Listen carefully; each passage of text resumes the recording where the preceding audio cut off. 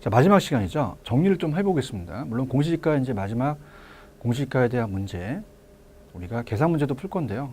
전체적인 틀을 이제 마무리하고요. 우리 이제 기출 문제에 대해서 마지막 강의입니다. 요약 강의를 이제 중점적으로 보시고 기출 문제는 우리가 연결시켜서 보세요. 그러니까 파트별로. 그러니까 우리가 지금 여러분이 공부하시면 나 지금 총론을 공부하고 있다. 총론을 공부하신 다음에 거기 있는 문제도 있고 여기도 문제가 있는데 일단은 거기서 다루신 다음에 문제를 같이 오셔서 우리가 보시기 바랍니다. 그 다음에 이제 자료 같은 경우는 이제 저희 더드림이나 제 카페 오셔서 또 활용하시면 좋고요. 그 다음에 이제 말씀을 드렸지만은 여러분들이 호응이 또 있으시면 또 저희가 출간을 또 할 수도 있어요. 우리 더드림에서. 그래서 예상 문제를 뽑아야 되잖아요. 예상 문제. 그래서 예상 문제에 대한 특강도 또 어떻습니까? 또 할 수 있으니까 여러분이 또 많은 좀 호응을 바라고요. 마지막 시간입니다. 그래서 우리 꼭 합격을 하셨으면 좋겠어요. 그래서 합격을 하시면은 제가 또 너무도 좋기 때문에 우리 또 공부하는 방식을 조금 봐주셔서 파이팅 하시고 들어가고 있습니다. 자, 이제 11번으로 가죠. 자, 11번의 문제는 자, 뭐가 이제 출제가 됐었냐면 단독주택 가격 공시에 관한 설명 중 옳은 것은 이렇게 돼 있죠. 자, 그래서 이제 부동산 평가위원회가 바뀌었죠. 부동산 평가위원회가 자, 우리가 항상 부동산 평가위원회는 가격공시위원회입니다. 부동산 평가가 아니라 가격공시위원회다. 이렇게 고쳐야 되고요. 그 다음에 어때요? 그러니까 가격공시위원회 가격공시. 그러니까 평가가 아니라 가격공시위원회 이렇게 바뀌었습니다. 평가가 아니라 가격공시위원회. 자, 부동산 가격공시. 그러면 어떻습니까? 우리가 항상 장관이 있고 시장군수구청장이 있잖아요. 그럼 장관이라는 자체가 중앙이잖아요, 항상 우리가. 그다음에 이제 장관은 표준이라는 건 무조건 장관이 나오면 중앙이고요. 자, 시장군수구청장은 이제 지방이니까 시군구가 되겠죠, 그죠? 그래서 이제 이렇게 해서 우리가 그걸 물어봤어요. 자, 그럼 예전에 이제 주택에 대해서는 이제 감정원이 하는 게 아니라 평가사가 조사 한정이 있을 거 아닙니까? 1번 갑니다. 자, 국장은 용도지역 건물구조 등이 일반적으로 유사하다고 인정되는 일단은 단독주택 중에서, 그죠? 이건 맞습니다. 자, 이따 보시겠지만 공동내선 안 돼요. 단독주택 중에서 선정한 표주택에 대해서 매년 공시 기준을 현재 적정 가격을 조사 평가합니다. 항상 표준이라든지 이런 건 적정에 들어가거든요. 근데 시군구가 아니에요. 우리가 시군구에 대한 게 아니라 중앙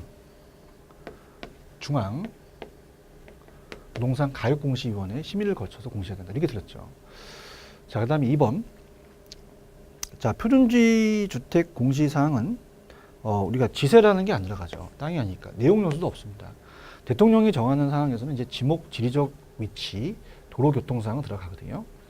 그 다음. 자, 3번을 보시면 표주택은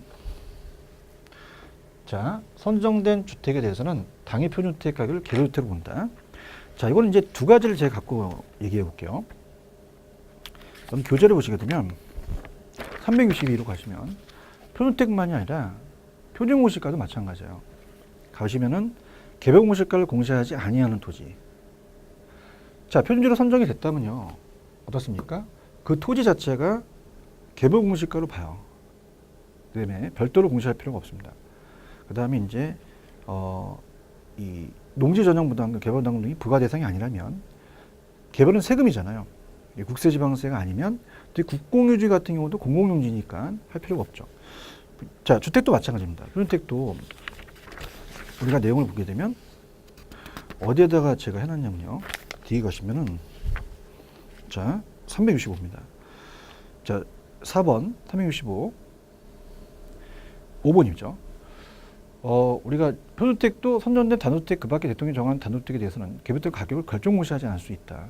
그러니까 표주택으로 한 것이 바로 당해 주택을 개별주택을 본다. 자, 이렇게 해서 3번이 정답이라는 거. 자, 이렇게 보시고요. 그 다음에 4번은 자, 우리가 개별주택 가격 결정공시잖아요. 개별주택. 그래서 우리가 정답은 3번이 정답이다. 자, 4번으로 가볼까요? 자, 4번으로 가시면 자, 개별주택 가격 공시는 개별은 누가 한다 그랬어요? 시장군수구청장이 하죠. 시군구장. 시장이 합니다. 그래서 이 개별은 국장이 한다면 안 돼요. 그래서 공실 현재 이외 토지 분할 합병이나 건물의 신축 등이 발생하는 경우는 대통령이 정하는 날을 기준으로 결대가격 설정을 공시한다. 개별은 시장군수국장이 개별주택 결정 공시하고요. 그다음에 이제 표준택은 뭐 제가 해설에도 해놨지만, 자 이거는 이제 어때요? 항상 법이 있고 시행령이 있고 규칙이 있죠. 그래서 자 이건 2%가 아니라 1% 이하로 돼 있거든요. 그러니까 자체적으로 틀려버린 거예요. 표준택 자체의 내용이. 최근 1년 동안의 주택가격 평균 변동률이 1% 이하인 신군 또는 구의 주택을 말한다. 이렇게 돼 있거든요. 그래서 그렇게 해서 자체적으로 우리가 틀렸다는 거. 그 다음에 이제 내용 자체가 이제 제가 5번은 이제 어때요? 내용을 했기 때문에 표준택 자체가 이제 틀렸다는 거. 그래서 정답은 어때요? 요거는 3번이 정답이라는 거. 11번의 정답은 3번이다. 이렇게 보시면 되고요. 자, 12번 갑니다. 자, 12번을 가지면요. 자, 우리가 이 공시가격에 대한 설명으로 틀린 것으로 이렇게 되어 있죠. 자, 1번. 자, 표준 공시가의 공시 기준이 매년 1월 1일 맞죠? 토지를 평가할 때는 공시지가 기준법은 표준 공시가를 기준으로 합니다. 근데 우리가 뭐가 시험에 나온다 그랬어요? 실거래가로 했을 때는 거래사례 비교법을 할 수 있다는 것도 예상이 됩니다. 자, 개별 공시지가를 결정하기 위해서는 토지가격 비준표를 활용한다. 맞고요. 아, 이걸 노렸네요. 자, 지금 공동은 아파트 같은 경우는 시세가 다 공개가 되어 있기 때문에 표준과 개별을 구분할 필요가 없어요. 표준택은 공동에서 나온 게 아니라 단독에서 나온 거죠. 단독. 그래서 4번이 틀렸습니다. 그래서 표준택은 단독주택 중에서 대표성 있는 주택을 말하는 것이지 공동주택까지 전수조사를 통해서 산정하기 때문에 자, 공동주택이 들어가면 안 돼요. 표준공시가와 표준택 가격 모두 이의신청 절차가 있다. 가능합니다. 그래서 12번의 정답이 4번이 정답이다. 이렇게 가지고 가시고요.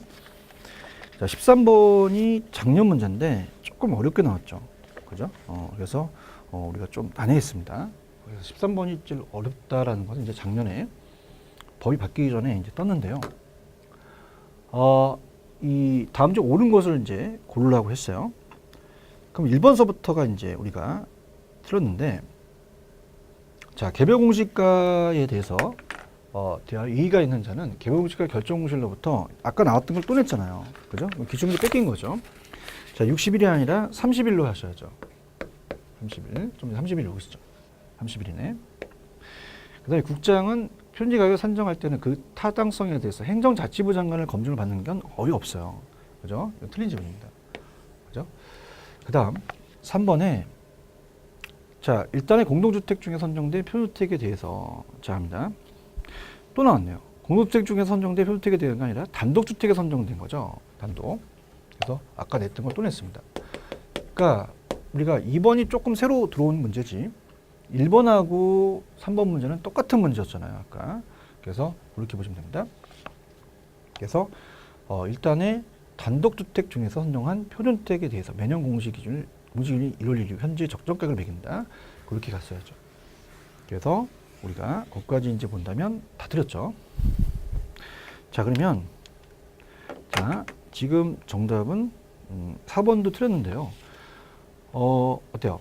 이 시장군수구청장은 공시기일 이후에 토지의 분할 합병이 발생할 경우는 7월 1일로 기준을 한 게 아니라 대통령이 정한 날짜가 있거든요. 대통령령이 뭐하면 그 날짜가 이제 몇 월 며칠부터 이렇게 딱 나와요. 그래서 7월 1일 기준한다는 건 말이 안 맞습니다. 자, 그러면 정답은 13번의 정답은 5번이 정답이거든요. 13번의 정답 5번.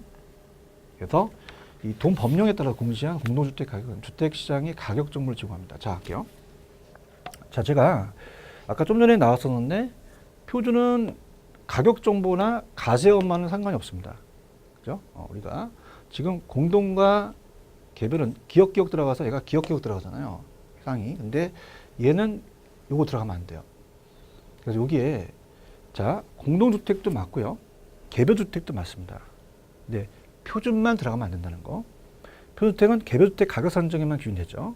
그래서 공동주택도 맞고 개별주택도 맞아요.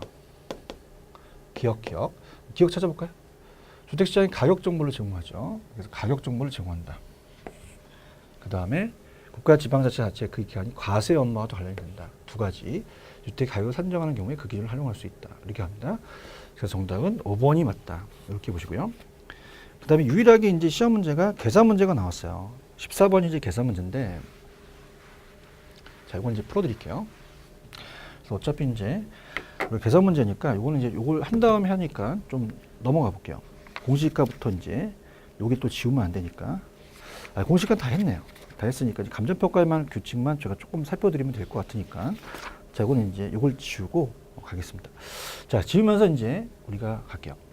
공시 기준이 1월 1일입니다. 결정 공시일에는 1월 1일이 없어요. 비주거용은 이제 여기에 준용하거든요. 보시고요. 이 시점 들어갈 수 있어요. 결정 공시일로부터 30일 이내에 이걸 60일로 갖고 내죠. 서명으로 하고요. 그 다음에 이제 어때요? 토지가격 비준표를 또 작성해 주는 거는 표준시 공시가로 가고, 그 다음에 어떻습니까? 자체적으로 이 토지에 대한 지금 계산 문제를 들어갈 거지만 14번을 들어갈 거지만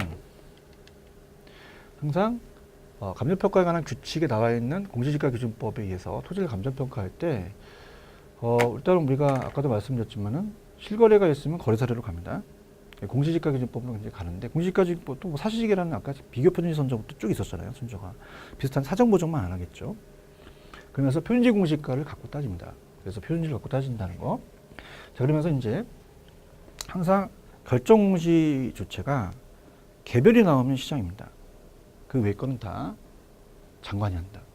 그다음에 토지 같은 경우는 표준시 공시가에 대해서 산정하거나 거기 개별 공시가에 대한 검증 업무를 평가사가 하고, 작년만 해도 주택도 단독 표준과 개별에 대해서 표준주택 선정에 대해서는 조사 선정, 개별주택에 대한 그 검증을 평가사가 했는데 올해부터 작년 이제 그 법이 바뀐 데서부터죠. 우리가 한국감정원에 이관했다. 그다음에 비주거용도 하더라. 비주거용은 할 수 있다는 거고 위에는 꼭 해야 된다. 이게 꼭 정리해 주시고요. 그다음에 효력이라는 자체가 이제 표준시 공시가는 정일 국감. 그래서 정보 제공, 일반 토지거래 지표, 국가와 지방자치 그 자체에서 가격 산정할 때, 그것이 이제 이 토지에 대한 보상 상정의 기준으로 볼 수 있고요. 그 다음에 세금 나오면 무조건 이 개별이죠. 결정 공시일 날짜가 다 틀리고요. 자, 표준은 개별주택 산정에만 기준이 됩니다. 근데 가격 정보 제공이라든지 과세 업무는 기억이 들어가니까, 자, 이건 개별주택과 공동주택이 하는 업무다. 이렇게 계속 많이 출제가 되는 부분을 또 낼 거예요. 근데 이제 또 제가 감정평가에 이제 거기에 부동산 관계법규라는 게 있거든요. 거기에 이제 우리가 이 가격공시법이 들어갑니다. 웹 문제가 또 있어요. 그래서 거기 또 내 문제를 제가 나중에 예상 문제를 뽑아드리도록 하겠고요. 자, 들어갑니다. 14번 가시면 제시된 자료를 활용해서 감정평가에 관한 규칙에 대해서 공시지가 기준법인데, 자, 공시지가 기준법으로 간다 그래도 이건 비교 방식이에요. 사실지계가 들어가는 건 똑같죠. 앞쪽에서 우리가 비교 표준시 선정을 한 다음에 사정 보정 안 합니다. 시점 수용치, 지용 요인, 개별 요인, 그 다음에 면적은 안 들어가고 그 밖에 요인 보정이라는 게 들어가죠. 자, 그럼 갈게요. 항상 기준 시점이라는 게 중요하고요. 2015년 10월 24일 소재지 등은 A시, B구, C동 177. 자, 우리가 제1종 일반 주거지역이 있습니다. 자, 공법 문제가 나왔었는데요. 자, 우리가 전용은 그 양호한 게 들어가야 되고 일반은 편리한이 들어가야 돼요. 이런 것들이 공법이다. 그러면 1편 우리가 단심 전향, 전용은 양호, 일반은 편리한, 이런 건 이제 그 법정이 있고요. 면적이 이제 200제곱미터다. 비교 표준지는 이제 A시, B구, C동 123, 제2종 일반 주거지역에 2015년 1월 1일 공시지가가 200만 원이다. 그럼 어떻게 됩니까? 지가 변동률이 있죠. 그게 2015년 1월 1일서부터 2015년 10월 24일까지 우리가 5%가 상승했다. 그 5% 상승한 거를 계산해 줘야죠. 그렇죠? 그다음, 자, 지역 요인. 대상 토지가 비교 표준지 인근 지역에 위치한 동일하다. 지역 요인은 할 필요가 없어요. 그죠? 생략하고요. 개별 요인을 해줘야 됩니다. 대상 토지가 비교 표준지에 비해 가로 조건은 5% 열세, 그죠? 대상이 올라가죠. 사례가 내려가고 상승식이라는 거 아까 봤잖아요. 그 곱해주는 거. 그 다음에 환경 조건은 20% 우세. 그럼 대상 토지가 어떻습니까? 그 비교 표준지에 비해서 우세하다는 얘기죠. 곱하면 되고요. 그 밖에 요인 보정 사항은 없다. 그래서 비교 표준지 선정, 사정 보정 안 들어가고 지용 요인 비교, 개별 요인 비교, 그 밖에 요인 보정 이렇게 들어가는 거죠. 자, 그러면 이제 우리가 이제 계산만 하면 되죠. 자, 표준지 공시가를 봅니다. 자, 공시지가 기준법은 표준지 공시가를 기준으로 합니다. 실거래가 했을 때는 거래사례 비교법으로 가죠. 자, 표준지 공시가를 봐서 자, 표준지 공시지가가 얼마요? 우리가 그 전에 보시면 200이었잖아요. 200. 그럼 200제곱미터 200만 원이었는데요.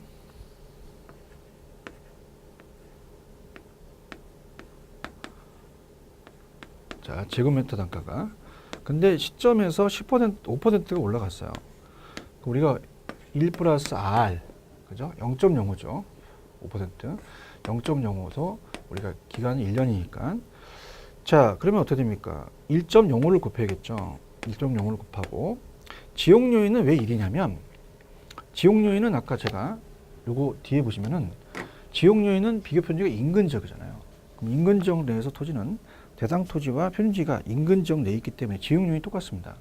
그렇다면 뭐 100분의 100은 1이기 때문에 할 필요가 없죠.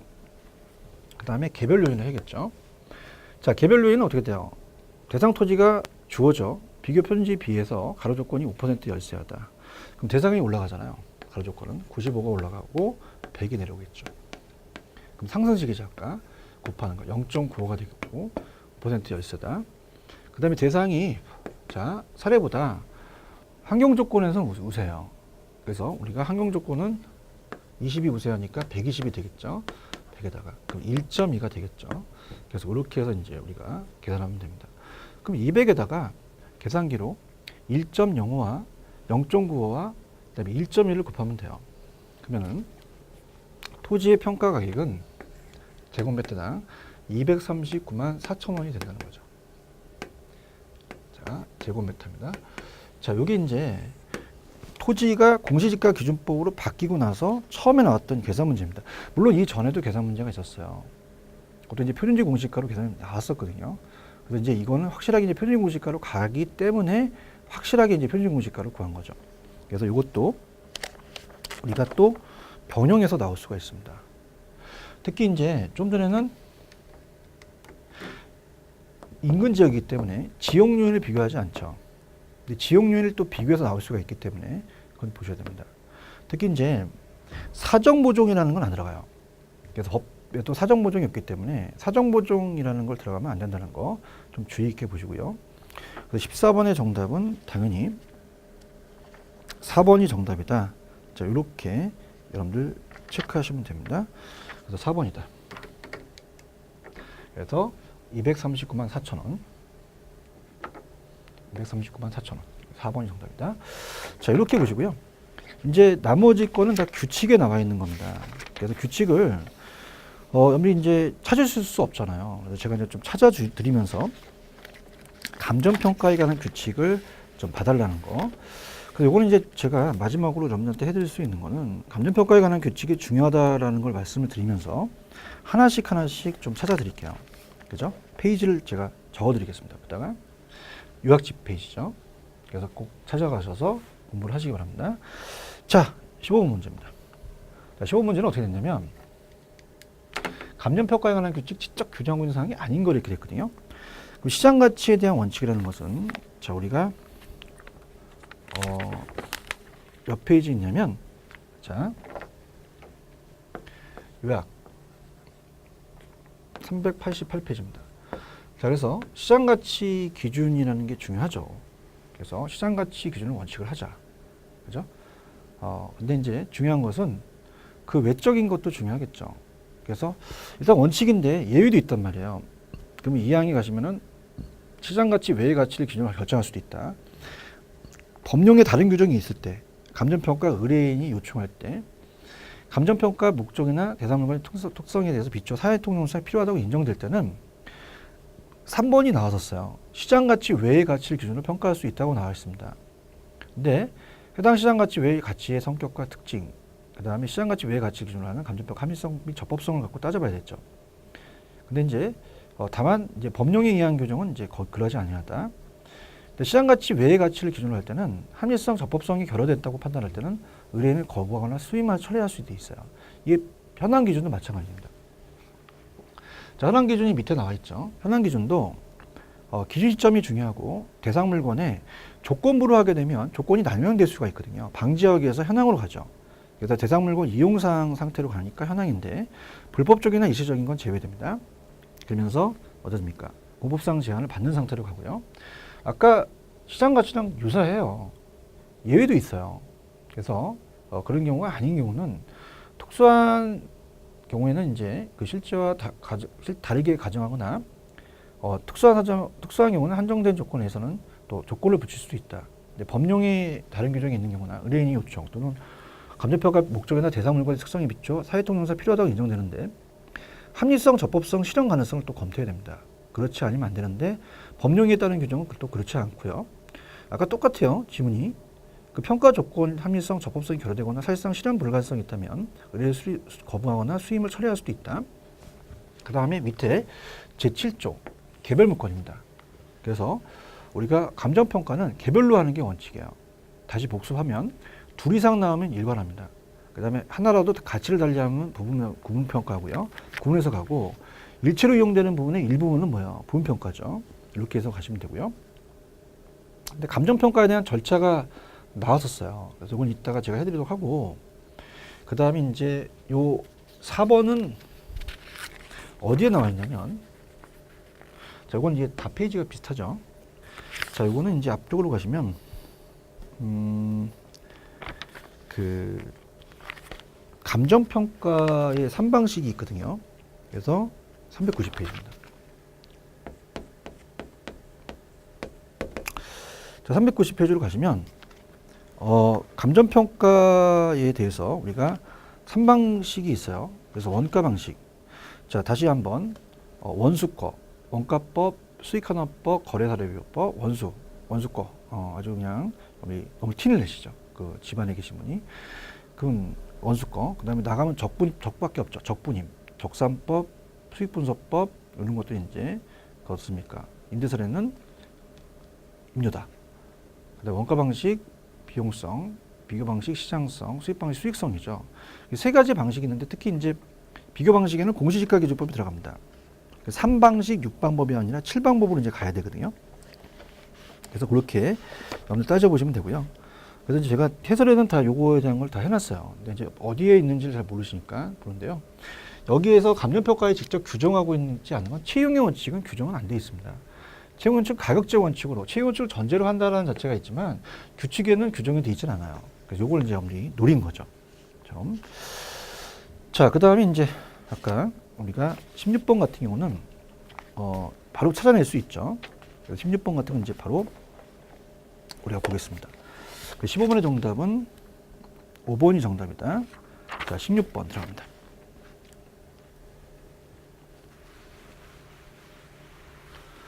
자, 16번을 가게 되면요. 자, 우리가 아까 했으니까 이제 우리 가셔야죠. 자, 틀린 거 갑니다. 자, 갈게요. 건물은 주된 방식이 원가법입니다. 맞고요. 자, 집합 건물의 소유 및 관리에 관한 그 법률에 의해서 토지와 건물을 구분 소유권 이제 물권법에서 건물 부분과 대지사용권을 일괄해서 가죠. 그러면 우리가 거래사례 비교법으로 간다는 건 맞고요. 자, 임료가 적산법이 아니죠. 자, 그래서 제가 법이 바뀌었다 그랬잖아요. 임료는 임대료는 임대사례 비교법으로 가고 적산법으로 한다는데 아예 삭제됐다 그랬죠. 그래서 낸 거예요. 그래서 임대사례 비교법으로 간다. 임대사례 비교법. 자, 그러면 왜 그러냐면은 자, 우리나라 방식은 다 비교 방식이 많습니다.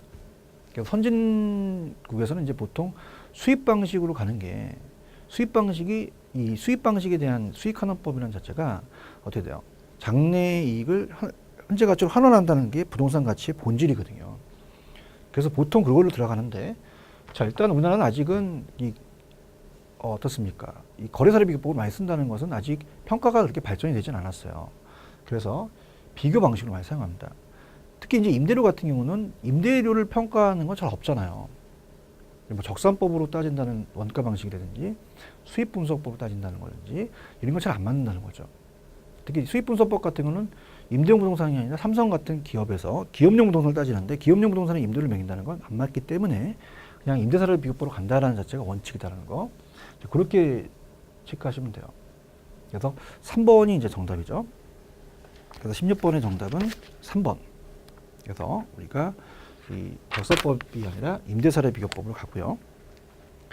그 다음에 이제 건이 나오면 다 수익환원법이잖아요. 그래서 이런 것들은 이제 우리가 점수를 준 거죠. 건. 그래서 영업건, 특허건. 어떤 권리로부터 수익이 발생하는 것이지 거래 사례도 없고 우리 감가도 안 되잖아요. 삼각자산이 아니기 때문에 수익환원법으로 갑니다. 자동차는 거래 사례 비교법으로 가요. 자, 우리가 과자는 산도가 맛있죠. 과수원, 자동차, 산림, 그 다음에 동산 다 거래 사례 비교법으로 합니다.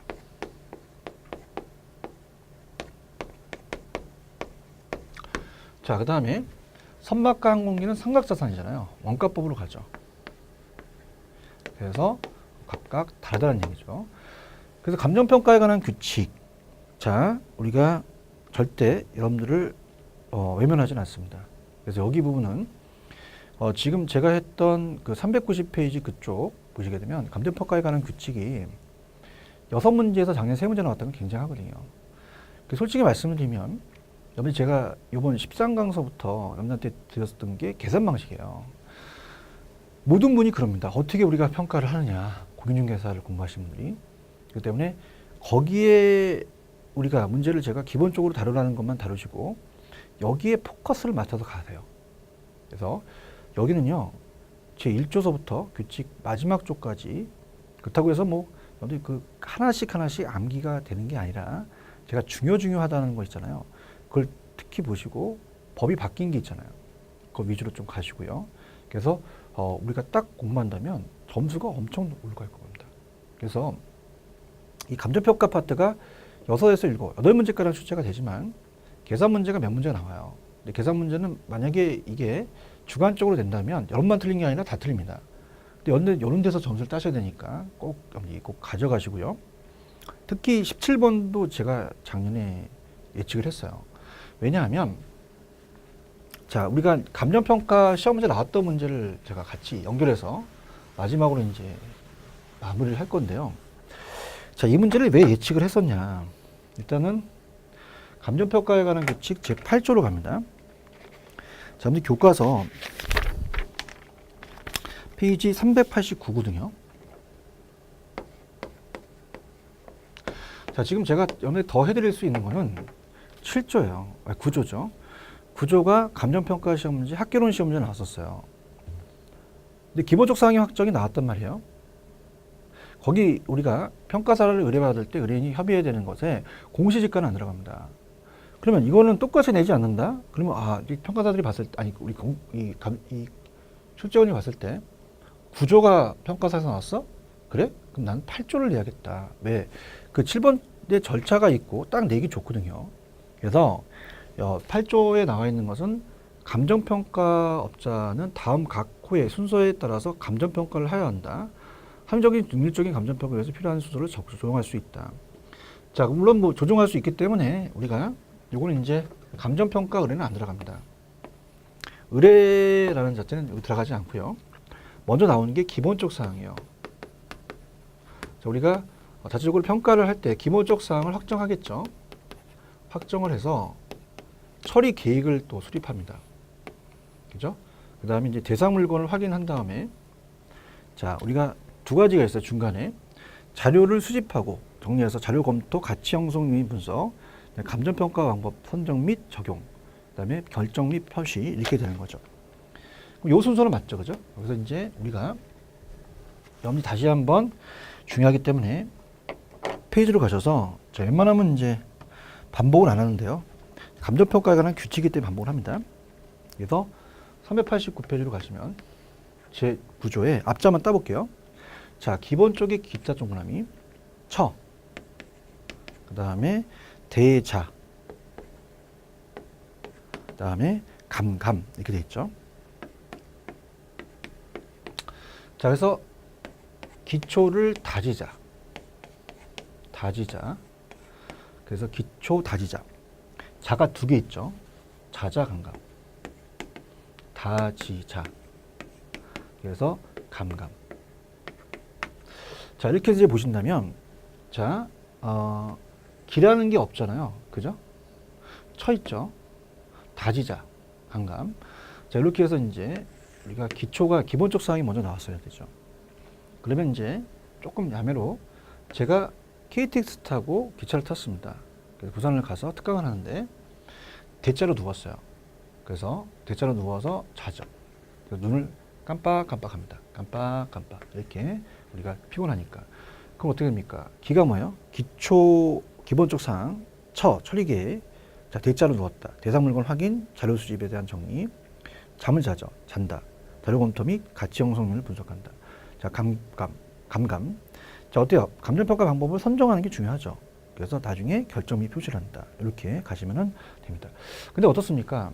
물론 뭐 우리가 그 해에 추대됐던 거는 다음에는 잘 내지 않는 것이 그 특색이거든요. 근데 꼭 안 낸다라는 보장은 없으니까 이미 공부를 하셔야 되는데, 자, 포커스는, 자, 요건 이제 1번이 정답이라는 걸 아셨고, 제가 말씀드릴 테니까, 자, 포커스는, 자, 제 요약집 389에 어디를 맞추냐면, 제 구조를 맞춰보세요. 조금 전에 기본적인 사항이라는 게 있었잖아요. 사항 확정이 이제 그걸 들어가야 되잖아요. 그래서 우리가 기본적 사항의 확정에 감정평가업자는 감정평가를 의뢰받았을 때 의뢰인과 협의해야 되는 것이 사항이 확정해야 된다. 자, 첫 번째 의뢰인 들어가고요. 자, 요건 이제 기본적 사항에 확정해서 의뢰인과 협의를 해야 됩니다. 다음 각 사항을 이제 확정해야 된다. 그 의뢰인이 들어가니까 당연히 의뢰인이 들어가죠. 의뢰인이 들어가고요. 다음에 대상 물건 따져보고, 그 다음에 자, 이제 밑으로 가면 좀 안 보이실 것 같아서 옆으로 하겠습니다. 또 이왕하는 거 또 우리 확실하게 또 한번 갑시다. 의뢰인, 대상 물건, 그죠? 확정해야 되는, 물론 뭐 순서대로 안 외워도 되는데 확정해야 되는 상황이니까 협의해야 되는. 그 다음에 어떻습니까? 야매로 외우는 방식이 또 있으니까 감정평가의 목적 알아야 되죠. 협의해야 되고, 자, 대상 물건, 내가 토지를 하냐 건물을 하냐, 평가 목적을 이거 감정평가할 때 보상평가냐 아니면 어떻습니까? 자체적으로 이제 그냥 어때요? 법정평가냐 아니면 조건 현황이냐 이런 걸 봐야 되죠. 그 다음에 기준점이 이제 명시가 돼야 돼요. 명시가 됐고, 그 다음에 이제 감정평가에 대한 조건 따져봐야 되고요. 그 다음에 이제 기준 가치 또 협의를 해야 됩니다. 기준 가치. 그래서 기준 시점과 기준 가치는 앞쪽에서 이제 보시면은 페이지 386으로 가시면 기준점은 대상 물건의 감정평가를 결정하는 기준되는 날짜고, 기준 가치는 감정평가의 기준되는 가치입니다. 이렇게 보시면 되고요. 그 다음에 이제 우리가 관련 전문가에 대해서 자문 및 용역을 따져봐야 돼요. 자문과 용역, 전문가에 대한 그 자문 용역. 그 다음에 이제 수수료 실비에 관한 사항. 수수료 실비에 관한 사항이죠. 그래서 이제 물론 뭐 순서로 암기한다는 건 그렇지만 좀 재밌게. 자, 그래서 이제 감정평가 시험 문제 여기는 공시지가가 안 들어갔거든요. 자, 그래서 제가 들어보도록 할게요. 제가 이제 그 감정평가에 관한 규칙을 다시 한번 제가 마지막 시간에 좀 강의를 하겠습니다. 들어보시면, 자, 제가 감기가 많이 걸려요. 연내 감기, 연금의 내과교에서는 감치긴교에서 역수를 안 했죠. 그래서 의과대학에 갑니다. 의과대학에 가서, 자, 의사한테 제가 감기가 걸렸는데 목감기 걸렸어요. 그래서 목이 아파서 감기 합니다. 감기. 그래서 이제 특히 이제 첫 번째 모기가 목감기라고 하죠. 그러면서 우리가 어떻습니까? 전문가 그 의사한테 자문을 받아요. 그래서 이 진료를 해서 내가 아픈 상태를 알고 거기에 대해서 보는 거죠. 그럼 처방전을 내게 되면 저는 이제 그 수술을 주겠죠. 이렇게 공시지가는 안 들어간다. 이렇게 해서 이제 보시는데, 자 이제 다시 한번 이제 정리를 하겠습니다. 남아 있는 시간을 여러분들한테 충분히 제가 요약집을 좀 정리해드리는 걸로 마무리하죠. 그 외에 이제 예상되는 문제들은 나중에 제가 그 특강을 해서 여러분한테 도와드리도록 하고요. 자, 들어가겠습니다. 자, 일단은 여러분들 페이지 386으로 펴셔서 감정평가에 관한 규칙을 아예 정리를 하겠습니다. 자, 일단은 시장가치라는 게 작년에 나왔어요, 정의가.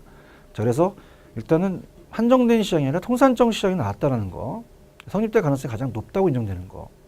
그 다음에 우리가 기준점은 감정평가액을 결정하는 기준 날짜고요. 기준가치는 감정평가의 기준이 되는 가치다. 이런 것들도 좀 알아두시고, 가치 형성 요인은 일찍이 했었죠. 일반적, 지역적, 개별적. 원가법은 가액이잖아요. 대동가액 감가 수정률 박스 쳐서 나왔었고요. 적산법은 임료입니다. 자, 기기필, 적산 기기필. 그래서 기대율이 박스 쳐서 나왔고, 임료고요. 거래사례비법은 가격이고, 임대는 임료죠. 특히 사정보정이라는 게 박스 쳐서 나왔다는 거. 자, 공시지가 기준법은 표준무시가를 기준하겠죠. 그래서 아까 순서가 비교표준 선정한 다음에 시점 수정, 지용료인 개별료인 그 밖의 요인 보정. 자, 수익환원법은 순수익을 할인한다는 게 그거죠. 그래서 할인이 가르쳐서 나왔고, 수익분석법은 분석이에요. 임대료고요. 자, 그 다음에 이제 감가 수정한다는 자체는 물리기능 경제를 감가 등을 이제 고려해서 금액을 공제하는 거고, 12-2가 중요하죠. 그래서 우리가 이 공시지가 기준법을 하는 게 토지는 원칙인데, 적정 실거래가 있으면 그걸 기준으로 해서 거래사례를 한다. 자, 이거는 이제 그 신고된 부동산 거래 신고에 관한 법률에 의해서 신고된 실제 거래 가격이 거래 시점 도시 지역은 이제 3년 이내, 그 밖에 지금 5년 이내 거래 가격 중에서 감정평가업자가 인근 지역의 집값을 고려해서 감정평가 기준으로 적용하기 적정하다고 판단할 때 거래 가격을 말한다. 자, 그래서 도시는 3년이고요. 그 밖의 지역은 지금 5년 이내의 거래 가격이죠. 이렇게 해서 보시면 되고요. 자, 그 다음에 도시가 이제 조금 잘 바뀌죠. 그죠? 그래서 그렇게 해놓은 것 같아요. 인근 지역은 대상에 속해 있고 유사지역은 속해 있지 않다. 동의소유권은 인근 지역과 유사지역을 포함한다. 이 정도. 그 다음에 넘기시면은 시장가치 기준, 현황 기준, 개별물건 기준 충분히 제가 강의했었고요. 감정평가의 절차, 기초 다지기, 기차를 타서 대자를 누워서 자자, 감감. 그 다음에 의대를 가서 감기, 목감기. 그래서 잠을 얻으면 수술을 줘야 된다. 특히 2번 같은 거. 기준점은 대상물건의 가격조사를 완료한 날짜입니다. 현장조사를 완료한 날짜가 아니죠. 그래서 다만 기준점을 미리 정할 때는 가격조사가 가능한 경우 그 시점을 정할 수도 있다. 소급하여 평가할 수도 있죠. 그 다음에 감정평가업자는 필요한 경우에 관련 전문가에 대한 자문 등을 거쳐 평가할 수도 있다. 대상물건 확인도 주저합니다. 실질조사라는 게 원칙이에요. 신뢰할 수 있는 자료가 있으면 조사하지 아니할 수도 있다. 그다음에 감정평가 3방식 아까 얘기했고요. 시상가액은 저번에 시상가액에 대한 기출 문제가 있잖아요. 그것만 보시면 돼요. 그 다음에 좀 넘겨보시면은 다 할 수는 없고요. 우리가 392로 가시면, 자, 토지의 감정평가, 공시지가 기준법입니다. 비교표준지 선정, 시점 수정, 지용료인 개별, 그 밖의 요인 보정. 특히 비교표준지는 인근 지역에 있는 표준지를 대상으로 하는 게 원칙인데, 적절하지 못할 때는 유사지역으로 갈 수도 있다. 그 다음에 그 시점 중에서 지가 변동을 정하는 것이 불가능, 적절하지 아니할 때는 한국은행이 조사한 생산자 물가지수, 생산자 물가 상승률, 특히 3번에다 별표 3개, 실거래가를 기준으로 할 때는 거래사례법을 적용할 수도 있다. 특히 이제 4번에 가시면은 어때요? 토지의 임대료나 조성 비용 등을 또 고려해서 감정평가할 수 있죠. 왜냐하면 우리가 이제 공시지가 기준법에 대해서는 토지잖아요. 그래서 이제 거래사례가 있을 때는 아까 우리가 그 시상가액을 조정했을 때 조성 비용이라는 자체는 비용이니까 원가, 임대료는 또 수익 방식으로 또 할 수 있다는 거죠. 자, 건물은 원가법입니다. 토지와 건물을 일괄할 때는 건물분과 대지사용권을 일괄할 때는 거래사례로 가고요. 자, 산림 우리가 과자 팔죠. 밖에서 산도도 팝니다. 거래사례가 많아요. 가수원, 자동차, 산림, 동산은 다 거래사례다. 산림은 산지와 임목을 구분해서 평가하는 게 원칙인데 임목은 거래사례인데, 소경목림은 지름이 작은 나무니까 얼마 심지 않았잖아요. 그래서 얼마인지 알 수 있으니까 원가법으로 간다. 산지와 이모 일거할 때는 거래사를 간다. 살림은 다 거래사인데 소규모목만 원가법이다. 가수원은 거래사례고 공장자는 다 수익하는법입니다. 그다음 자동차는 거래사례인데 건설기, 선박, 항공기는 원가법이다. 자원박은 선체기간 의장들을 구분해서 간다. 자, 그래서 동산도 거래사례인데 선박, 항공기, 자동차, 다 본래 동산은 본래 용도가 효용가치가 없는 경우는 해체 처분으로 간다. 동산은 이제 컴퓨터 같은 거 생각하시면 돼요. 자, 임대료 주의하실 게 적산법 아닙니다. 예외도 없어요. 임대 사례로 간다. 자, 강업권, 어권 다 건들은 부동산은 다 수익하는 법으로 가고요. 유가증권 안 나왔어요. 상장은 거래가 되니까 거래 사례로 가고 비상장은 뭐 수익에 대해서 기업 가치를 따지다 보니까 상장은 거래 사례인데 이제 비상장 채권은 이제 수익하는 법으로 가고 기업 가치는 수익하는 법으로 간다. 자, 소음 등으로 인해 대상물과 가치가 하락될 수도 있잖아요. 그러면 직접적 간접적 피해가 발생하기 때문에 가치가 하락해요. 그러면 가치 하락분을 감정평가할 때 소음 등이 발생하기 전에 대상물과 가액 및 원상 회복 등을 고려할 수 있다가 아니라 하여야 한다고 돼 있죠. 그래서 제가 오른쪽에 이제 또 물건별 평가 방법을 해놨습니다. 자, 그렇게 이제 보시고 특히 조금만 더 해드린다면 우리 앞에 오셔서 그 공시지가 그래서 우리가 페이지 370페이지로 가시면 371페이지로 가시면 개정주요 내용 요거 별표 3개. 자, 편지 공시가를 조사 평가하는 경우는 지가 변동이 미비한 지역에 우리가 어때요? 1인이 감정평가업자한테 의뢰할 수 있도록 한다. 그래서 지금 제3조에 가시면은 넘겨보세요. 5항이 있거든요. 넘겨보시면 국장의 재량에 따라서 편집공시가 조사평가할 때는 업무 실적, 신인도 등을 고려해서 원래는 2 이상입니다. 감정평가 및 감정평가사에 관한 법률이 바뀌었죠. 그런데 2 이상인데 지가 변동이 작은 경우 미비하죠. 그러면 기준에 해당하는 표준제에 대해서는 하나의 감정평가업자한테 의뢰할 수 있다. 자, 전 페이지 뭐가 나온다 그랬죠? 표준주택 가격조사 산정 및 개별주택 가격 검증 업무는 옛날에서는 평가사가 있지만 감정원에 의뢰한다. 자, 제16조 사항으로 가볼게요. 자, 넘기시면은 페이지 374페이지 주택가격 공시. 자, 오른쪽에 4번. 국장은 표준주택 가격 조사 산정할 때 한국감정원에 따른 한국감정원에 의뢰한다. 자, 평가사가 한다면 안 됩니다. 요거 나올 수가 있고요. 그 다음에 이제 어때요? 그 다음에 그 17조 6항. 그죠? 그래서 이제 밑에 개별 주택가격 결정 공시. 그래서 이제 거기 보시면은 시장군수구청장은 개별주택 가격 결정 공시에 의해서는 개별주택 가격을 산정할 때 표준주택 가격과의 균형 등 그 타당성에 대해 대통령이 정한 바에 감정원의 검증을 받죠. 그죠? 그래서 그렇게 보시면 되고요. 그 다음에 앞쪽에 오셔서 비주거형 부동산 가격 공시가 만들어집니다. 그 비중도 이제 우리가 단독과 그 준용하기 때문에 자, 일반이 표준과 개별의 비중을 나누고요. 그다음에 공동이 집합하고 똑같아요. 그래서 개별은 무조건 시장이고 다른 건 다 국장이다. 부동산 평가위원회는 아까 문제 풀어봤지만 부동산 가격공시위원회로 바뀝니다. 그래서 항상 장관이 나오면 중앙부동산 가격공시위원회고요.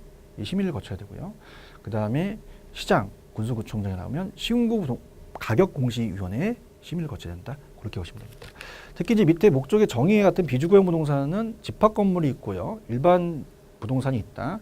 적정 가격에 대한 것도 이제 토지 및 주택 및 비주거형이라는 게 들어가면서 통상적인 시장에서 정상적인 거래가 이루어지는 경우 성립될 가능성이 가장 높다고 인정되는 것은 적정 가격은 아까 제가 봤을 때 감정평가에 관한 규칙에서는 시장 가치였어요. 근데 여기는 부동산 가격공시법입니다. 그래서 그게 틀리기 때문에 어디 규칙이냐 아니면 가격공시냐에 따라서 나누기 때문에 주의 깊게 보시고요. 자, 그래서 이제 기출문제를 정리를 했습니다. 여러분들이 좀 아쉽습니다. 더 여러분들한테 또 강의를 할 수가 있는데요. 이렇게 짧게나마 여러분한테 말씀을 드리면 요약집하고 기출문제 꼭 여러분들이 보시면 바랍니다. 시험 문제 거의 기출문제에서 출제가 됩니다. 근데 똑같이 나오지는 않습니다. 돌려 나오기 때문에 항상 여러분들이 제가 주의 깊게 보라는 거 꼭 보시고요. 자, 시험에 꼭 합격을 하시고 그 다음에 여러분들이 또 홍이 있으시면 저희가 또 그 특강, 그죠? 특강은 이렇게 길지는 않습니다. 짧게 우리 이제 또 갈 수도 있을 것 같아요. 또 뭐 또 기회가 된다면 또 여러분들이 회원들이 많으면 저희 교수님들이 또 자리를 또 만들어서 특강을 할 수가 있으니까 또 여러분들과 접할 기회가 많을 겁니다. 그래서 꼭 여러분이 합격의 길로 갔으면 해요. 그래서 항상 반복학습이라는 게 중요합니다. 어디 공인중개사는 항상 반복학습하면서 누가 끈질기게 열심히 하느냐가 여러분의 성공의 길을 적어둡니다. 여러분들 항상 열심히 공부를 하시고요. 합격을 진심으로 기원하겠습니다. 일단 저랑 같이 공부했던 거 반복하시면서 합격을 원하겠습니다. 여러분들 화이팅! 합격하십시오. 수고하셨습니다.